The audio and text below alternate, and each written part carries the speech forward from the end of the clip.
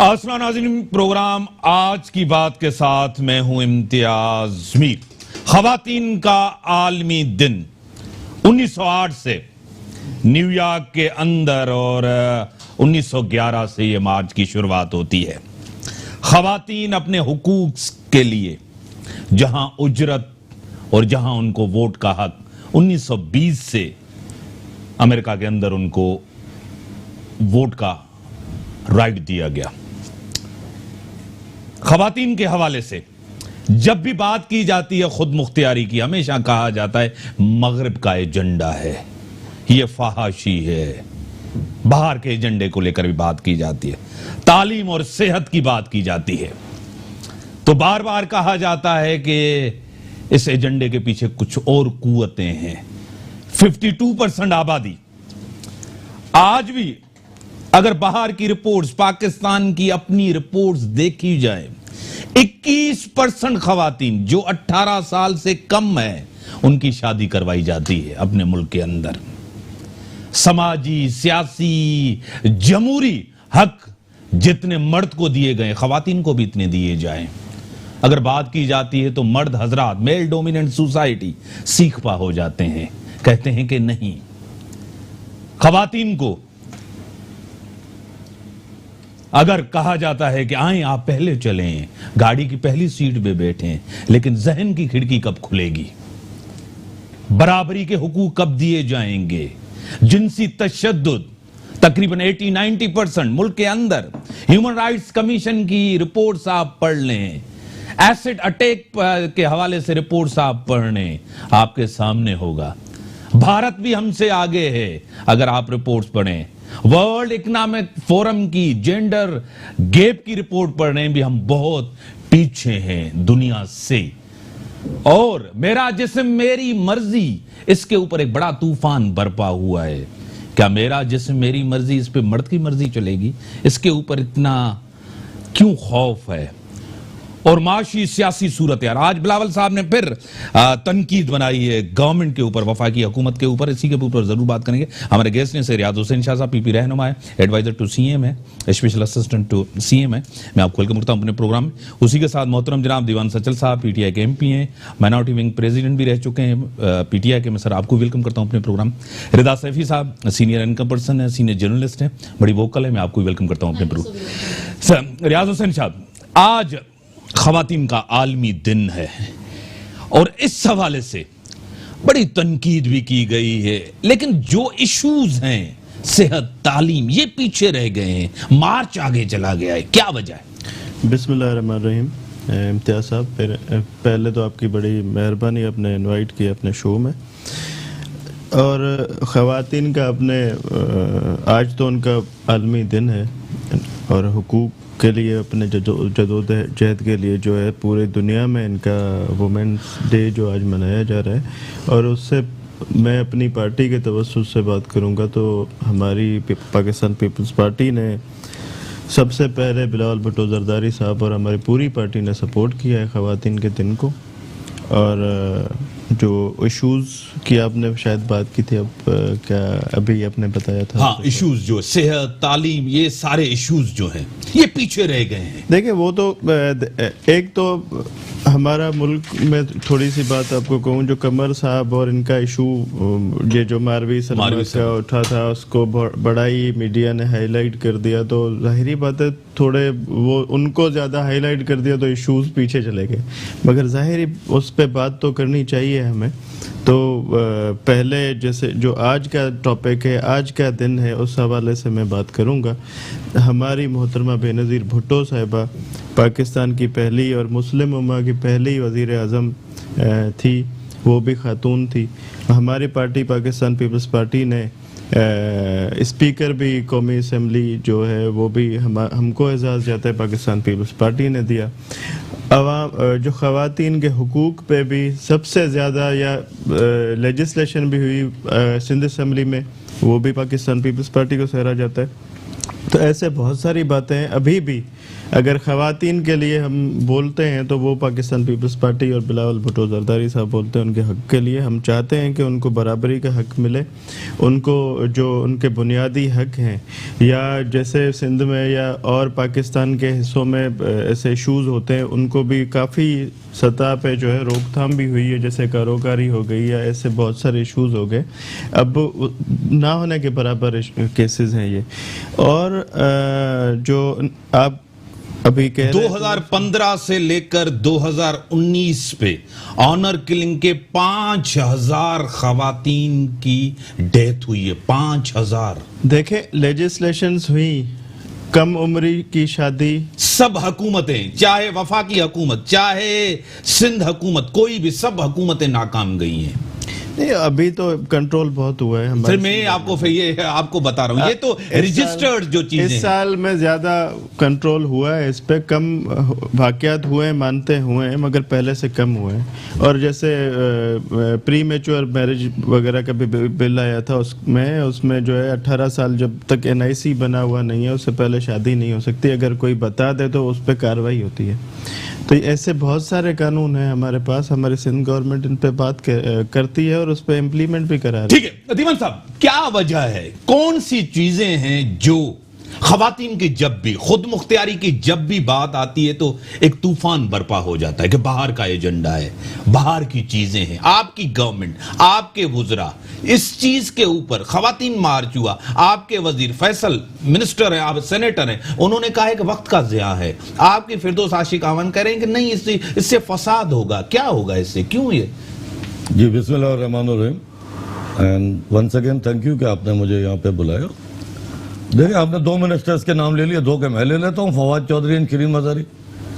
उन दोनों ने सपोर्ट की औरत मार्च को। हमारी वाहिद पार्टी है, जैसे नून लीग के एक मुखियादुल्ला साहब ने अपोजिशन की है इस औरत मार्च की, आपने सुना ही होगा। PPP ने तो बड़ी खुल के सपोर्ट की है, ये भी ऑन रिकॉर्ड है, बिलावल साहब ने भी की है, इनके बाकी लोगों ने भी की है। आपकी क़यादत क्यों नहीं कर रहे? PTI जो है वो हम लोग अपना डिसाइड हम खुद करते हैं। हमारे 2 ministers doctor Shireen Mazari and Fawad Chaudhry साहब ने हिमायत की है, और 2 लोगों ने मतलब सीनियर लीडरशिप में फैसल जावेद खान साहब और फिरदौस आशिक अवान साहिबा, इन्होंने मुखालफत की है। कितनी अच्छी बात है ना, दिस इज ट्रू डेमोक्रेसी, कि जिसका जो दिल कर रहा है वो अपनी सपोर्ट दे रहा है या नॉन। इमरान खान की ट्वीट क्यों नहीं आई? इमरान खान साहब इस पे कंट्रोवर्शियल नहीं बनना चाह रहे हैं।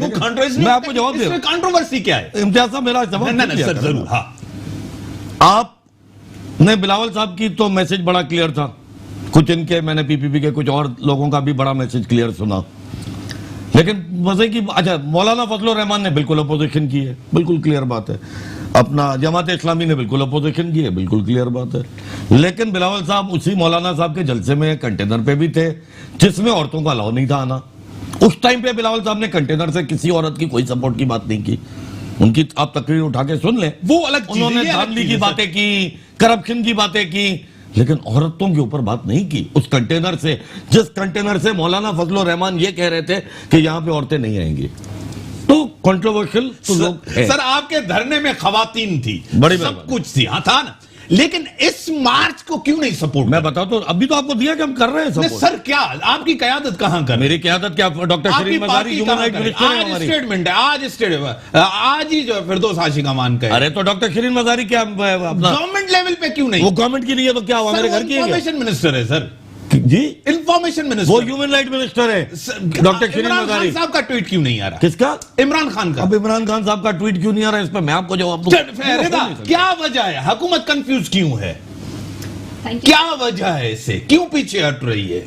एक तो thank you so much Imtiaz, आपने आज बुलाया, बहुत ही अहम दिन है आज का, और बहुत ही समझदारी के साथ इस मामले पर गुफ्तगू मेरे ख्याल से करना बहुत लाजिम है, क्योंकि आपने देखा चंद दिन कबल एक ऐसा वाकया पेश आया एक निजी चैनल पर, और उसके बाद एक नई बहस छिड़ गई जो कि बड़ी ही अनएथिकल और वायलेशन की तरफ लेके चली गई बहुत सारी चीज़ों की। मेरे ख्याल से मिन हैसुल कौम हमें इस बात को भी समझना है और अंडरस्टैंड करना है कि कहीं ना कहीं हम गुफ्तगू करते हुए या बात करते हुए हम अपने जो एथिक्स हैं, जो मैनर्स हैं, उनको भी ना भूल जाएं और उनको भी असाइड ना कर दें। ये हमारी बड़ी जिम्मेदारी है। और जब हम इस सीट पे बैठते हैं जहाँ आप बैठे हैं, जहाँ हम बैठे होते हैं, उस वक्त एंकर की बड़ी भारी जिम्मेदारी होती है इन चीज़ों को भी देखना। अच्छा, मैं सबसे पहले अगर विमेन राइट्स के ऊपर बात करूँ, मैं थोड़ा सा वहाँ से आपकी इजाज़त हो तो मैं शुरू करना चाहूँगी। देखिए, ख़वातीन को बुनियादी हुकूक आज से 1450 साल पहले इस्लाम ने दे दिए, नबी पाक सल्लल्लाहु अलैहि वसल्लम ने दे दिए, अल्लाह ताला ने दे दिए। तो कौन फिर होता है ऐसा जो कि कहे कि जी ख़वातीन को जो है ये हक नहीं है या वो हक नहीं है या उसके ऊपर उंगली उठाए? मिल रहे हैं। ठीक है, अच्छा मैं थोड़ा सा पहले बता दूं, ये तो क्लियर है कि पहले ही दे दिए गए, बता दिए गए, समझा दिए गए।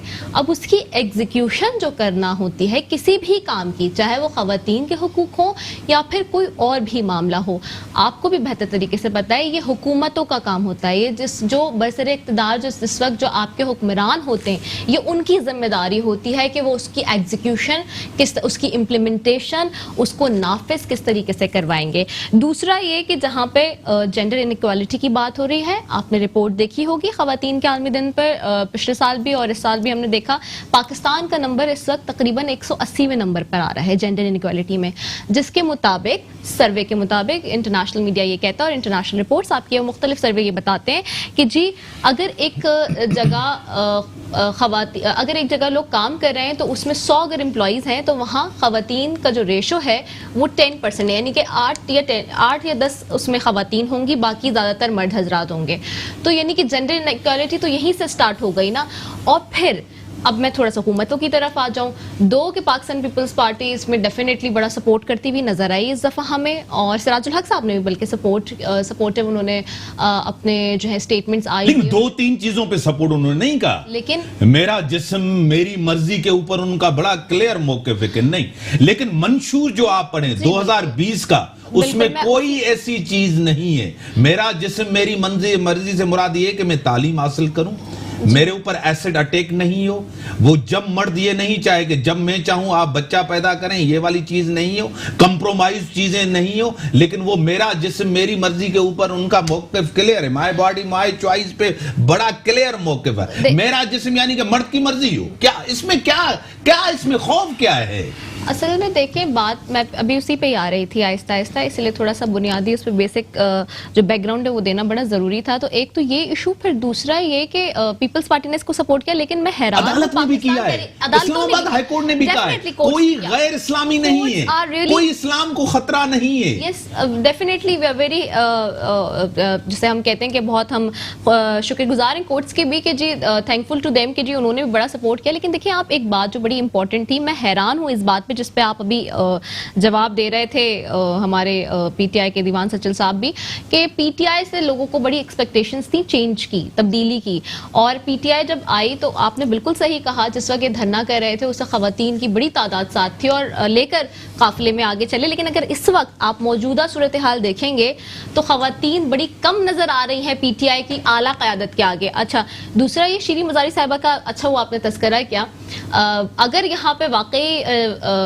विमेन के राइट्स रिजर्व होते या उनको आगे लाने की बात होती पीटीआई के अंदर खासतौर पे, तो शीरी मज़ारी साहिबा का जब आपको याद होगा, जब शुरू में जब हुकूमत बनकर आई और उसका काबीना बनने के लिए वजारतों का डिसीजन लिया जा रहा था, तो उस वक्त बहुत ज्यादा कहा जा रहा था कि शीरी मज़ारी साहिबा तो पढ़ाती भी रही, उनको डिफेंस मिनिस्ट्री मिलनी चाहिए क्योंकि उनका सब्जेक्ट है पूरा, और थॉरली उन्होंने उसमें एक अरसा वक्फ किया है। लेकिन बावजूद इसके, चूंकि डिस्क्रिमिनेशन है, इनइक्वालिटी है, इसको हमें एक्सेप्ट करना पड़ेगा। उनको डिफेंस मिनिस्ट्री नहीं दी गई, उनको ह्यूमन राइट्स की मिनिस्ट्री दी गई। अब दो के लोग इससे इत्तेफाक करें या जो है इंकार करें, लेकिन जो सच है वो सच है। दीवान सर, क्या आप इस बात को तस्लीम करते हैं कि औरतों के साथ ज्यादती, नाइंसाफी, हुकूक नहीं मिलते?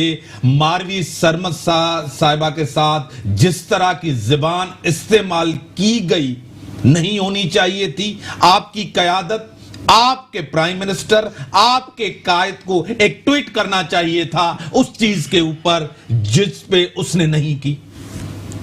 विद ऑल ड्यू रिस्पेक्ट, मेरे प्राइम मिनिस्टर तो नहीं की, लेकिन ना बिलावल साहब ने उस बात पे कोई ट्वीट की है, वो कमर, क्या नाम था इनका, खलीलुर रहमान कमर, कि ये बेवकूफी की है। जस्टिफिकेशन है सर? तो ये कोई लॉजिक नहीं बन रही कि हर चीज पे, मतलब एक इंडिविजुअल टीवी शो पे prime minister of Pakistan tweet करे। कयादत को तो करनी चाहिए थी। क्यादत में मैं भी आता हूं, मैं भी एमपी हूं, मैं कर चुका हूं, ओपन कंडेम कर चुका हूं खलीलुर रहमान कमर को।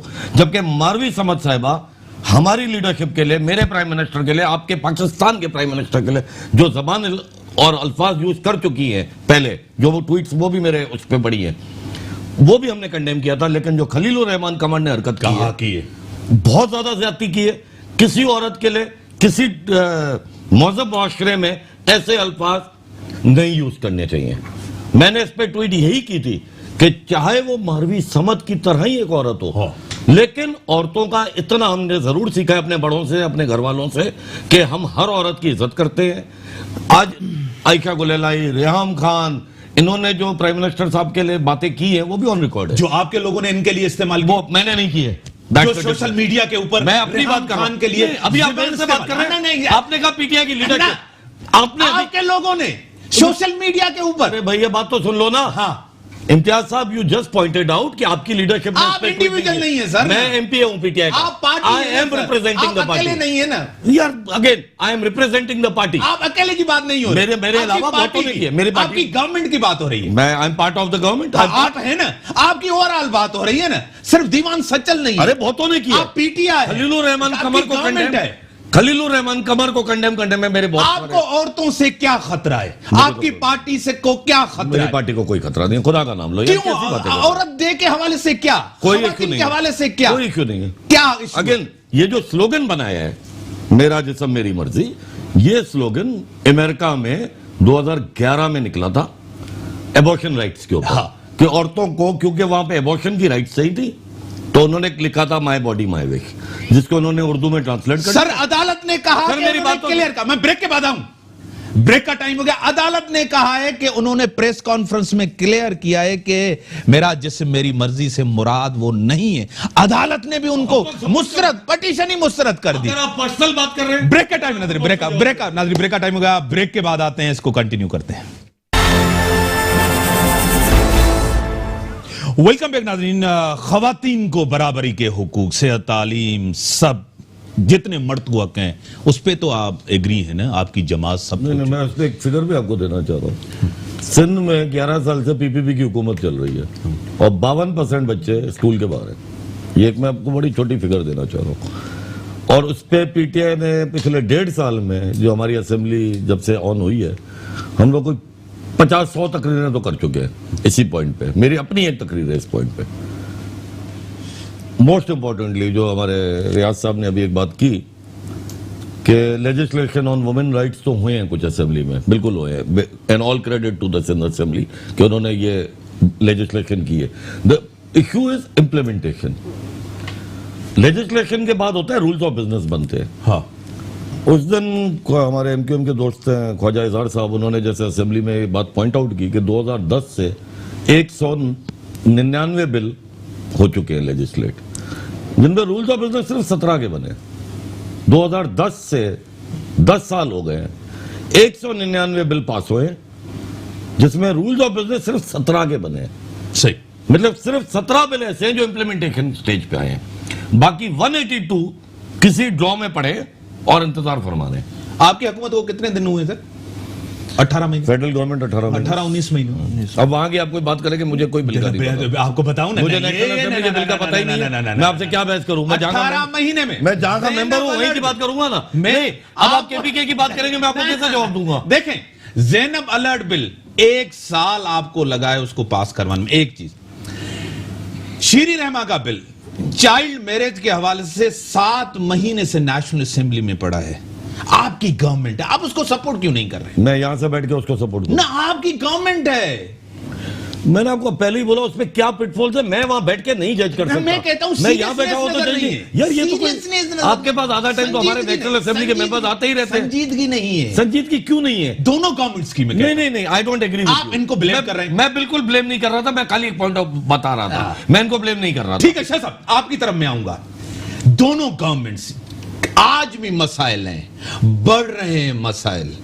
आपने सेल्स भी बनाए हैं, सब कुछ हुए हैं, खवातीन के मसाइल बढ़ रहे हैं, रेप के मसाइल हो, तशद्दुद के मसाइल हो, फैक्ट्स और फिगर मैंने आपको सब बता दिए पूरे मुल्क के अंदर। ये सिर्फ नहीं है कि सिंध गवर्नमेंट जिम्मेदार है, वफाकी गवर्नमेंट भी जिम्मेदार है, इस चीज हो रही, रोकथाम नहीं हो रही है। ये आलमी दिन जो है ना, ये सिर्फ तहजीब के खिलाफ नहीं है, इस्लाम के खिलाफ नहीं है, कोई एजेंडा नहीं है। हम कहते हैं कि खवातीन को बराबरी के हुकूम मिले, तालीम, सेहत, ये सब चीजें। क्या कहेंगे? वजह कहते हैं आप, खवातीन को हमारी सिंध गवर्नमेंट भी चाहती है और हमारे चेयरमैन साहब भी चाहते हैं, और हम चाहते हैं कि वफाक वाले भी ये इस चीज़ को कंसीडर करें कि उनको बराबरी की जॉब्स मिलें, बराबरी के हुकूक मिलें, बराबरी के उनको जो भी उनके हक हैं, उनकी सैलरी मर्दों के बराबर हो, उनकी जॉब्स मर्दों के बराबर हो, उनको एडमिशन्स मर्दों के बराबर मिले।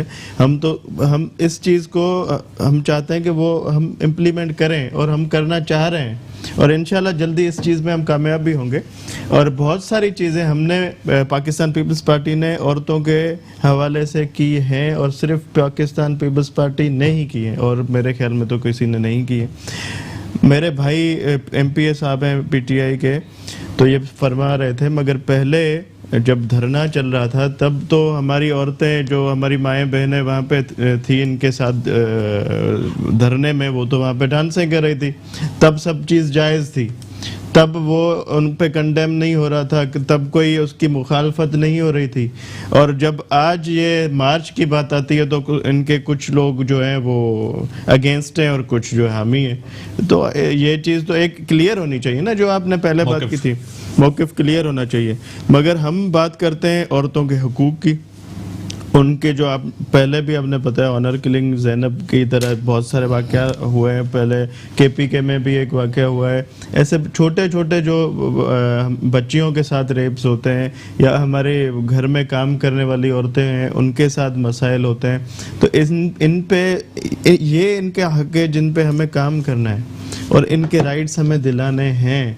सिर्फ हम, सिंध गवर्नमेंट ज़रूर करेगी, हमारी और भी जो 3 सूबों की गवर्नमेंटें हैं या हमारी फेडरल गवर्नमेंट है, उनको उन पे इम्प्लीमेंट करना पड़ेगा कि उनका हक उनको दिया जाए, उन पे जो जुल्म होते हैं उनका अजाला किया जाए। ठीक है रिदा, मैं आखिरी अगर इसके ऊपर आप कोई क्लोजिंग रिमार्क्स दें तो मैं थोड़ा सा फिर गवर्नमेंट के ऊपर आऊं, क्योंकि इमरान खान साहब ने कहा था मुझे माफिया का पता है, मुझे उस जिन्होंने फायदा लिया मुझे उसका भी पता है। एक एफआईए की रिपोर्ट आई, उसमें कहा गया कि आटे का जो बहरान था वो जस्ट मिसमैनेजमेंट थी और कुछ भी नहीं था। ये फिर मैं उसके ऊपर आता हूं। इसके ऊपर अगर आप खवातीन के ऊपर कोई आपको कमेंट्स देना हो तो आप जरूर दें। बिल्कुल इम्तियाज, इसमें कोई शक नहीं है, सहाफत अपनी जगह, सियासत ये कर रहे हैं इनकी अपनी जगह, लेकिन इसमें कोई शक नहीं है बेनज़ीर भुट्टो साहिबा जो हैं वो मुस्लिम उम्मा की पहली प्राइम मिनिस्टर थी, और पाकिस्तान को ये एजाज़ हासिल है, और जहां पाकिस्तान को एजाज़ात हासिल हैं उनमें ये एक बहुत बेहतरीन एजाज़ है। और मेरे ख्याल से गवर्नमेंट किसी की भी, हमने पिछले कुछ महीने पहले देखा था एक मिसमैनेज हुआ था, पिछले साल भी ख़वातीन के आलमी दिन पे हुकूमत ने जो है वो बेनज़ीर साहिबा का नाम हटा दिया था, उसमें से कुछ क्या था। आई थिंक दीज टैक्टिक्स जो गिमिक टैक्टिक्स हैं अपनी सियासत को चमकाने के लिए, वो नहीं होने चाहिए। और मेरा ख्याल है कि आज भी अगर कोई बाहर हम जब जाते हैं और बात की जाती है तो बेनज़ीर भुट्टो साहिबा का पूछते हैं लोग, बात करते हैं उस पर, और ये अचीवमेंट ऐसी है कि ये सियासत से बाला ताक होकर अचीवमेंट है। तो मेरे ख्याल से पाकिस्तान में और इस वक्त की जो गवर्नमेंट है उसको भी अगर वो चाहती तो अपना जो इंटरनेशनल सतह पर इमेज है उसको अच्छा पॉजिटिव दिखाने के लिए, उसको ठीक तरीके से चलाने के लिए उनको अप्रिशिएट कर सकती थी, उनका नाम यूज कर सकती थी, जो कि मैंने देखा कि लैकिंग है, और वो उस तरह से नहीं की गई वुमेन्स डे के हवाले से कैंपेन, जो बाकायदा और चीजों पे हमें नजर आई। ठीक है, एक चीज अगर मैं पूछ लूं अपना दीवान सचल साहब, कि एक मुझे बड़ा डिवीजन नजर आ रहा है, एक राइटिस्ट जमातें और लेफ्टिस्ट जमातें। पीपल्स पार्टी एक प्रोग्रेसिव लिबरल जमात है, एक नजर आया है कि इस खवातीन के आलमी दिन के ऊपर और औरत मार्च के ऊपर नून लीग, तहरीक इंसाफ, जमात इस्लामी, ये राइटिस्ट जमातें हैं। एक तासुर इससे ये है कि नहीं ये राइटिस्ट जमातें, ये लेफ्टिस्ट जमातें, या क्या ये सही है? नहीं, ये सारे लेबल्स हैं और इन लेबलों का कोई ना सर है ना पैर है। ये जो आपने बात डेफिनेशन दी है लेफ्टिस्ट जमातें, राइटिस्ट जमातें, मैंने आज ही इस पर एक ट्वीट की थी कि लम्स में कोई प्रोग्राम हुआ है जिसमें हमारे बिलावल भुट्टो साहब चीफ गेस्ट थे, उन्होंने जाके स्टूडेंट यूनियंस के हवाले से बात की है कि वी सपोर्टेड। ये 84 में जब नवाज शरीफ क्या थे, केयरटेकर सीएम थे या फाइनेंस मिनिस्टर पंजाब थे जिया साहब के दौर में, ये 84 में स्टूडेंट यूनियंस बैन हुई थी। जिया के दौर में, सही कह रहे हैं। ठीक है, बिल्कुल एग्जैक्ट मैं आपको हिस्ट्री निकाल के दे सकता हूँ। 88 में हमारी बेनजीर साहिबा पहली बार प्राइम मिनिस्टर बनी, 93 में दोबारा प्राइम मिनिस्टर बनी, 2008 में दोबारा पीपीपी की गवर्नमेंट आई बेनजीर साहिबा की शहादत के बाद, यूसुफ रजा जिलानी साहब की गवर्नमेंट आई। उस टाइम पे इनको स्टूडेंट यूनियन बहाल करने का कभी ख्याल सर नहीं वो आया। कोर्ट की तरफ से था। नहीं, कुछ नहीं था। कोर्ट में कोई एप्लीकेशन तो आदमी डाल कोर्ट सकता की ना। तरफ से था। नहीं, आपने एप्लीकेशन डाली तीनों गवर्नमेंट में? हाँ, नहीं। ये अलग कभी एप्लीकेशन नहीं डाली। ये अलग डिस्कशन है। ठीक है, ये अलग। आज बिलावल साहब कह रहे हैं जी मैं सपोर्ट करता हूं स्टूडेंट यूनियन को रिस्टोर होना चाहिए, तब कर लेते। 3 बार आपकी गवर्नमेंट आई है, 88, 93, 2008, नहीं की, कभी सपोर्ट नहीं की। ये लफ्जी सपोर्ट है। आपने जो लिबरल, राइटर्स, लेफ्टिस्ट, ये जितने आपने यूज किए हैं, जो गवर्नमेंट होती है ना, वो ना लिबरल होती है, ना लेफ्टिस्ट होती है, ना राइटिस्ट होती है। आप अपने मुल्क के हिसाब से, अपने दीन के हिसाब से आपने मुल्क चलाना है। क्या क्या चला रहे हैं आप अपने दीन के हिसाब से?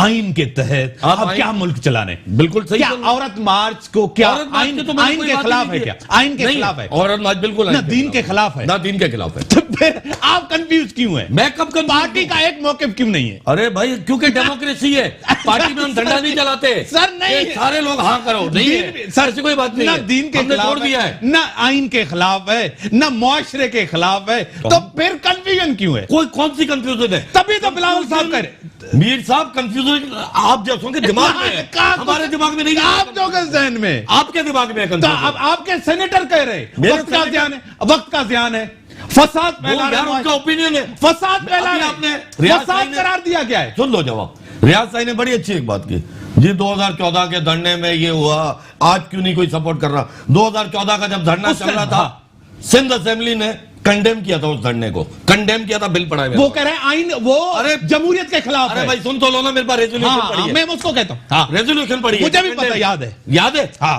2000 अपना अभी जो 2020 में जो मौलाना साहब ने 2019 में धरना किया, जिसमें बिलावल साहब खुद जाके कंटेनर पे खड़े हो गए। मैं उसका फर्क बताऊं, मैं उसका फर्क बताऊं। आप नहीं बताइए, बताइए। हाँ, मैं फर्क बताऊं। आप पीपीपी को रिप्रेजेंट कर रहे हैं। ना, मैं आप पीपीपी को represent कर रहे हैं। मेरी बात सुने सही, मैं आपको ये जवाब दूंगा इसका। मौलाना साहब का जलसा था, उसमें मौलाना साहब की मर्जी थी, अगर वो मर्द ला रहे हैं या औरतें नहीं आई तो वो उनका हेड कर। तो ये बात बिलावल साहब कंटेनर पे बोल देते नहीं कि भाई मैं औरतों को सपोर्ट कर रहा हूँ, उनको आना बात ही चाहिए। नहीं होती, आपकी हुकूमत के खिलाफ बात हो रही थी, तो आप क्या उसमें जबरदस्त? मैं आपको बड़ी मजेदार फिर एक और बात सर बता देता हूँ आपके। सर, मैं सवाल करूंगा। नहीं, सवाल करूंगा। एक मिनट, एक आपका बड़ी बिलावल साहब ने अपनी तकरीर में, ऑन रिकॉर्ड है, आप अभी भी ढूंढ लें, कंटेनर में बैठ के बोला कि मैं जो सीटों पे, मौलाना साहब ने अपने तकरीर में बोला कि जो हम सीटें हारे हैं सिंध में, उसमें धांधली हुई है। आपको यह पता है कि बिलावल साहब ने जो लड़काना की सीट जीती, उसमें हारने वाले कौन थे? मौलाना फजलुर रहमान की पार्टी के थे। हाँ, उसी की ठीक है, मैं रिदा आपकी तरफ आता हूं, मैं आपकी तरफ आता हूं। आप बिलावल साहब ने आज फिर एक चीज कही है कि रात को सोते सोते एमपीए हो जाते हैं, एमएनएस हो जाते थे, ना लायक और ना अहल हुकूमत है, हुक्मरानी के काबिल नहीं है, इनको मुल्क चलाना नहीं आ रहा, मैशियत तबाह कर दी है, सियासत तबाह कर दी है, अवाम भी नाराज हैं, मुल्क के अंदर एक बेचैनी है। क्या कहेंगे? ठीक तो कहा है, इसमें तो मेरे ख्याल से गलत नहीं कुछ कहा, क्योंकि आप ये देखें पीटीआई की जो हुकूमत है वो डिलीवर करने में तो नाकाम हो गई है। जिस तरह से हम सुन रहे थे वादे और दावे और बातें, जो कि पुरानी हुकूमतों ने भी उस तरीके से अपने अपने सूबों में काम नहीं किया, लैकिंग्स हैं, we really agree with it, but the point is कि हम ये देख रहे थे कि चूंकि क्लेम करके बहुत आए थे पाकिस्तान तहरीक इंसाफ वाले, और उनकी बातें कहने कि मुल्क मैशियत बेहतर नहीं मिली, ये करेंगे, वो करेंगे, यूं कर देंगे, चांद तारे लेकर आ जाएंगे तोड़ के, वो नहीं। आप, मैं थोड़ा सा यहाँ इसको इस तरह बयान करूँ, वो जैसे आपने देखा है नया नया इश्क होता है जब, और नई नई शादी होती है तो वो शौहर जो है ना वो बीवी के लिए कह रहा था मैं आसमान से चांद तारे भी ले आऊंगा और ये भी कर दूंगा। तो मेरे ख्याल से वो इस वक्त नई नई जो है वो इनमें जुनून था, जोश था, जज्बा था, तो इन्होंने वो बातें तो सारी ही कर दी उस चक्कर में, ये भी करेंगे, वो भी करेंगे। लेकिन जब वाकई वो काम हो गया, सियासत में आ गए, वो वजीर आजम बन गए, तो उनको एहसास हुआ कि नहीं जी ये पता नहीं था, 22 साल जद्दोजहद की। यही तो कहते, एक तरफ तो कह रहे हैं कि 22 साल का मौशका है, ये सियासत का है, अवाम का, इनकी जिद्दोजहद का, और दूसरी तरफ वो इश्क इतना नाकारा निकला इनका कि वो बिल्कुल ही फेल हो गया, फ्लॉप हो गया अनफॉर्चुनेटली।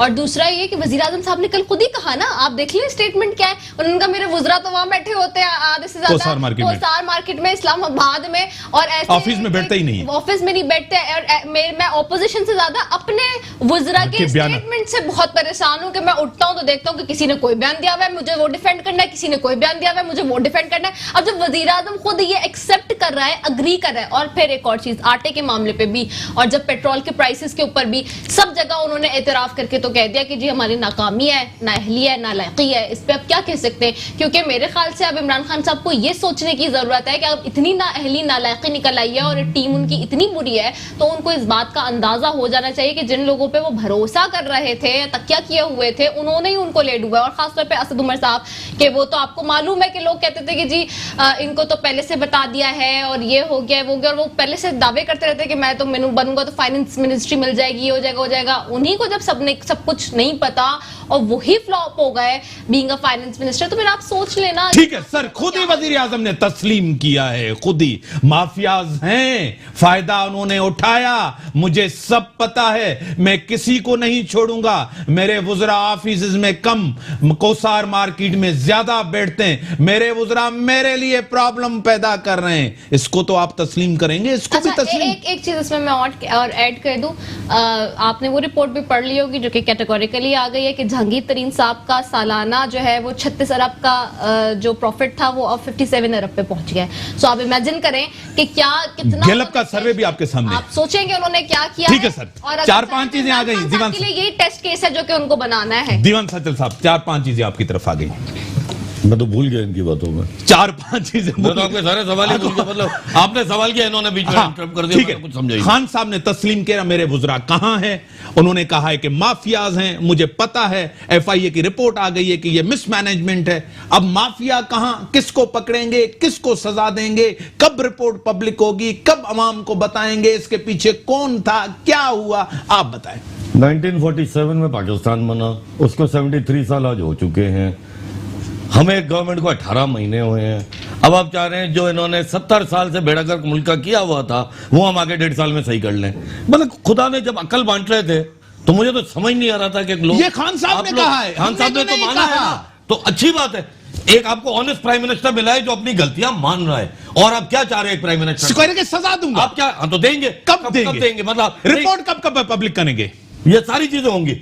मैं आपको होगी। हाईकोर्ट सिंध ने 2 JIT हाईकोर्ट सिंध ने ऑर्डर दिया कि ये JIT पब्लिश की जाए। CM साहब ने उसके बाद आज 1.5 महीना तो हो चुका है, कोई पब्लिश नहीं की। आप अपनी बात का जवाब दें। तो JIT बन जाए, पब्लिक रिपोर्ट जब आएगी मैं आपको पब्लिक करवा के दिखाऊंगा। बदले तो 2 रिपोर्ट। मतलब आप चाह रहे हैं एक र्यूमर मॉन्गिंग पे, आप चाह रहे हैं कि हम नहीं कह रहे। तो खान साहब ने ये माना है कि हमारे में भी फॉल्ट्स हैं। आखिर हम लोग फरिश्ते नहीं है, हम भी इसी माकरे से। ये नाकामी है, ये नाकामी नहीं है, नाकामी नहीं, नाकामी को तस्लीम करना करेक्ट होता है। This is politics, you course correct yourself. ठीक है, हाँ शाह साहब आप जवाब दें। साईं मेरे ने बात की अभी कि 18 महीने हमें हुए, 73 साल जो गुजर गए, उन सब ने मतलब इतनी हुकूमतें गुजरी हैं, सब ने बेड़ा गर्क किया। और आप जब आए थे आपने कहा सिर्फ 100 दिन हमें थे, हम मुल्क को एक न्यूयॉर्क बना देंगे और जहाँ पे 50,000 नौकरियां आएंगी। ये कहा था 100 दिन में 50,000 नौकरियां, 1 करोड़ नौकरियां और 50,000 घर देंगे। 50 लाख सॉरी घर देंगे। उसके अलावा आपने जो है 18 महीने दूसरे दिन इतना पैसा आ जाएगा। आपके मुराद सईद साहब ने एक उसकी तकरीर पड़ी हुई है, मैं आपको क्लिप्स भी दिखा दूंगा कि दूसरे दिन जब हम आएंगे उसके दूसरे दिन इतना पैसा आएगा कि हम मुल्क का तकदीर बदल देंगे। तो आप ऐसी बातें करके झूठ बोल के इलेक्शन में आप आए कंटेनरों पे, अब आप ये बात करें कि 73 साल की हुकूमत का बेड़ा गर्क किया हुआ है और अब हमें बड़ी मेहरबानी।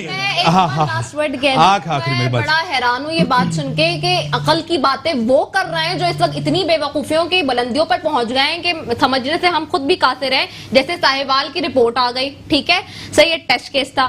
फिर दूसरा बिलियन ट्री सुनामी का आपने हाल देखा है, अभी नैब ने क्या रिपोर्ट पेश किया है, ठीक है। तीसरा BRT देख लीजिए, 5 साल पहले मिले केपी में पाकिस्तान तरीके इंसाफ को, उसके बाद अब 18 महीने मालूम ये हो जब्बा गए, केस। लेकिन माशाल्लाह से वो बीआरटी ऐसी है जो जंगला बस कहलाई जाती थी। इमरान खान साहब खुद कहते थे हर जगह खड़े होकर कि जी जंगला बस दे दी नून लीग ने। बड़ी मेहरबानी, बड़ी मेहरबानी, बड़ी मेहरबानी, बड़ी मेहरबानी, सबकी बड़ी मेहरबानी। तहरीक इंसाफ की गवर्नमेंट जितने भी वादे और दावे किए कोई एक भी पूरा नहीं हुआ। दीवान सचल साहब कह रहे हैं कि कुछ टाइम मिलना चाहिए। मेरा वजीर आजम ईमानदार है, क्या टीम ईमानदार है? जिनके लिए कहते थे कि आते ही मुल्क की तकदीर तब्दील कर देंगे, मुल्क की तकदीर तो तब्दील नहीं, जिन्होंने वोट दिया आज वो बद्दुआएं दे रहे हैं, मुल्क की किस्मत तब्दील नहीं। इसी के साथ दीजिए इजाजत, अल्लाह हाफिज।